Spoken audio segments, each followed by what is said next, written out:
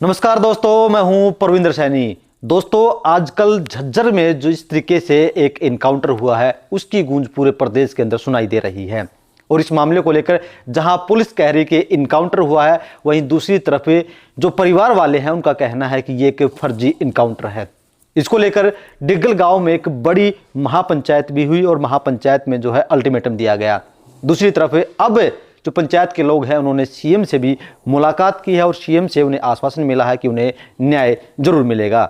लेकिन इस पूरे मामले में कई ऐसे तथ्य हैं जो पुलिस अलग पेश कर रही है और दूसरी तरफ जो गांव वाले हैं या यूं कहें कि जो उनके परिवार के लोग हैं उनका कुछ और कहना है, वे आपस में मैच नहीं कर रहे।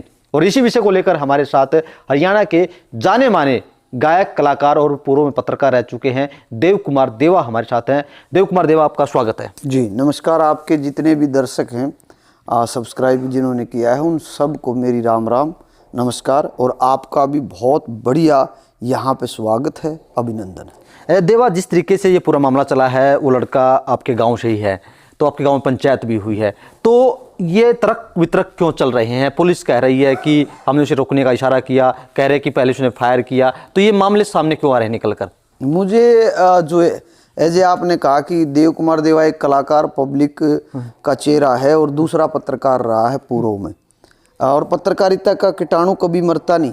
कलाकार और पत्रकार दोनों कार जो ऐसी हैं, इनका जो प्लास्टिक का कीड़ा होता है वो कभी नहीं मरता। तो मेरा जो सोचने का नज़रिया है वो कहीं ना कहीं दोनों तरफ से चूक हुई है, क्योंकि पंचायत में भी था मैं और वहाँ भी पंचायत की खबरें भी आप लोगों ने चलाई। मैंने कहा कि दूध का दूध और पानी का पानी हो जाए, छण जाए, जो चीज़ें अलग अलग हो जाए, इसकी एक जांच, उच्च स्तरीय जांच होनी चाहिए कि भी वाकई में मामला क्या था।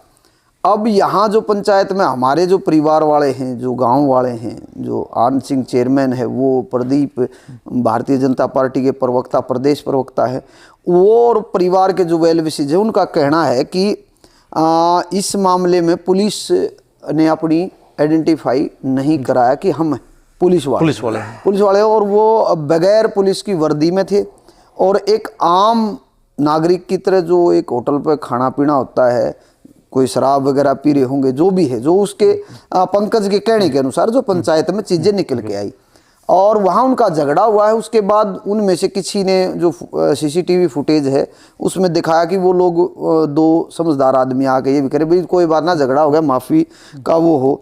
और जो कहानी है उसके बाद ये 2-3 बार इसको घेरा गया, तो इसने ये मान के चला जो कहानी अब तक आई है, मैं उस कहानी पर नहीं जाना चाहता, मैं उस कहानी की रूपरेखा बता रहा हूँ और पुलिस उसको दूसरे तरीके से बता रही है। भी हमने एक आपराधिक मामला, उसमें मुठभेड़ में एक पिस्तौल असले वाले को हमने गोली मारी है, वो किया है, इनकाउंटर किया है। तो यहाँ पे इनकाउंटर का मामला ये आता है कि उसने पुलिस वाले को गोली चलाई है। अगर सोच के देखो आप, पुलिस वाले पे गोली चलाई है तो इनकाउंटर का मामला बनता है कि अभी उनका वो इस तरीके के, अगर उसने अपने बचाव में चलाई है, सेल्फ डिफेंस में चलाई है, आत्मरक्षा में चलाई है, तो फिर पुलिस वालों को आत्मसमर्पण करने के बाद, सरेंडर करने के बाद पुलिस वालों ने उसके ऊपर केस दर्ज करके बिठा के भाई उसने अपना लाइसेंस ही वो दे दिया, तो उस पर मामला होना चाहिए था। कहीं ना कहीं षड्यंत्र की बू है। दूसरा, मैं पुलिस पे आरोप नहीं लगाना चाह रहा ना, मैं पुलिस पे आरोप लगाता। दूसरा ये भी हो सकता है कि वहाँ झगड़ा हुआ है, उन्होंने ये बताया हो कि हम पुलिस वाले हैं और अपना अड़ बैठे हैं और उस झगड़े में इन्हें बताया तो ये भी एक बड़े बाप का बेटा है। दोनों तरफ से ईगो पे बात आ गई हो, कहीं ना कहीं अगर ईगो पे बात आ गई होगी तो उस मामले में भी ना वो झुकना चाहे ना वो झुकना चाहे, और फिर ये पूरी घटना घटित हुई। जिस घटना का आज महापंचायतें हो रही हैं, उधर मायना में भी हो रही। मायना में जो हमारा मायना में भाईचारा है, वहाँ पर एएसआई प्रवीण है, वो नहीं, पूरा मायना गांव के साथ हमारा भाईचारा है, क्योंकि मायना गांव में हमारा 400-500 साल से भाईचारा। और तारू सरदार हमारे जो पूर्वज थे, दादा थे हमारे परिवार से, तारू सरदार अपना घोड़ा लेके जा रहे थे मायना गांव की, कुछ महिलाओं ने कही थी वहाँ पे पानी की कमी थी, तो वहाँ ये कहा था कुछ महिलाओं ने कि भाई तारू सरदार होता तो अड़ कुआ खदवा देता।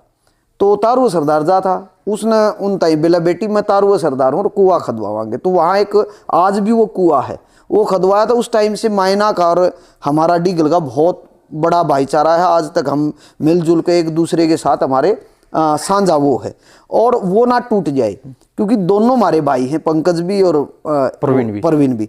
और इस मामले में कहीं पे ईगो आ सकती है, तो पुलिस को या प्रशासन को किसी उच्च स्तरीय जांच के आधार पर कि ये निकालना चाहिए गलती किसकी है।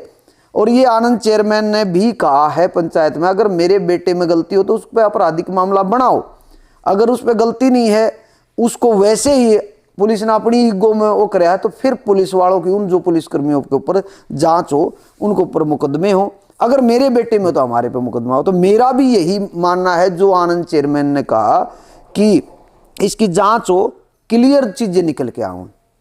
तो मैं तो ये एक पंचायती होने के नाते, इस गांव का वासिंदा या हरियाणा प्रदेश का वासिंदा होने के नाते, ये ना मैं पुलिस की मंशा के ऊपर सवालिया निशान लगा रहा, ना परिवार की। मैं ये कह रहा हूं कि लोग जानना चाहते हैं, और मैं कह रहा हूं सारे हरियाणा में ये चर्चा का विषय है। आज के दिन आपके अखबारों के जरिए, आपकी सोशल मीडिया के जरिए हर जगह ये खबर चल रही है। दोनों तरफ हमारे भाई हैं, अपना परिवार है, मायना गांव में भी और यहाँ भी।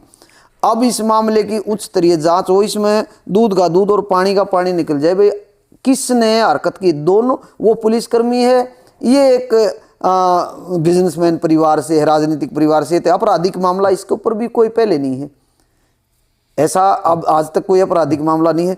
तो फिर अपराधी वाली धारा क्यों, फिर एनकाउंटर क्यों?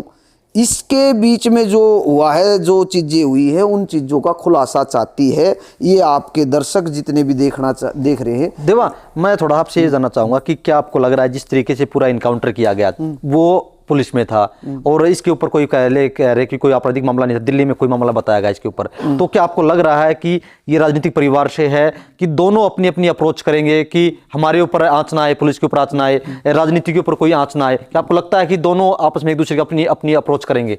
देखिए, अप्रोच तो चल रही है, अप्रोच तो दोनों तरफ से। वो पुलिस महकमा है, रक्षक महकमा है, और वहाँ डीएसपी है, एसपी है, आईजी, डीआईजी, जो भी हो, ऊपर ले रैंक तक पुलिस के ऊपर हाथ उठ रहा है, पुलिस के ऊपर गोली चलाई गई है, तो वो अपनी तरफ से कोशिश करेंगे। दूसरा, राजनीतिक परिवार है, तो जो राजनीति है वहाँ से न्याय की कोशिश करेंगे। यहाँ अगर अपराधी को ऐसा होता, अपराधी इस चीज़ में, ये मैं अभी बता रहा हूँ, ईगो का मामला है, दोनों तरफ से अपने उसको बचाने की कोशिश करेंगे। उन्होंने अपनी नौकरी बचानी है, इन्होंने अपनी रेपुटेशन बचानी है। उस बीच बचाव के अंदर आप और हम ऐसे ही चर्चा करते रहेंगे, लेकिन निकल के क्या आएगा वो अब दोनों तरफ से जोर लगेगा ना, तब पता चलेगा कि किसका पलड़ा भारी है। अपराधी कोई नहीं है, मेरा मानना अपराधी कोई सा नहीं है, वह अपना खा पी रहे थे, पुलिस वाले नहीं खाते, वो भी इंसान है। ये भी गया होगा खाना पीना कुछ करने, वहाँ इनका झगड़ा हुआ, उस झगड़े को ईगो पे लेकर इस तरीके का ये दोनों तरफ से इन्होंने अपने बचाव में करी है, उन्होंने फिर मामला दूसरे बड़ कर दिया था। अब पंचायतों ने सीएम से मुलाकात की है, तो आपको लगता है कि सीएम ने आश्वासन भी दिया कि आपको लगता है कि अब दूध का दूध पानी का पानी होगा, जिसकी आप चर्चा कर रहे हैं? मुझे ये लगता है कि इस मामले ये लंबा खींचेगा, मुझे लगता है लंबा खींचेगा। क्यों लंबा खींचेगा? कि आपराधिक मामले में जो हरियाणा सरकार है, जो अब तक का रिजल्ट है, आम आदमी की तरह बोल रहा हूँ, एज एक कलाकार, एक पत्रकार की तरह नहीं बोल रहा।